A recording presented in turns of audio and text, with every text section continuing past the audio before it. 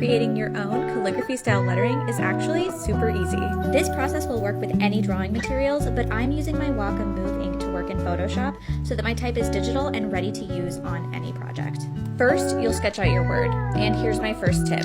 If you learned cursive in school, you were probably told not to pick up your pen between letters, but this rule is bogus for calligraphy. Lifting your pen between each stroke gives you more control over the shape of your letters and lets you slow down so you draw instead of write. When I've got a sketch I like, I redraw my letters on a new layer to give them a more polished look. When you're ready to add that calligraphic contrast, create a new layer or grab some tracing paper. Improperly placed contrast is where I see most beginners go wrong, so here's my tip to remember where to thicken your lines. Without touching your pen to your surface, retrace your letters. Anywhere your hand slides down gets a thicker line.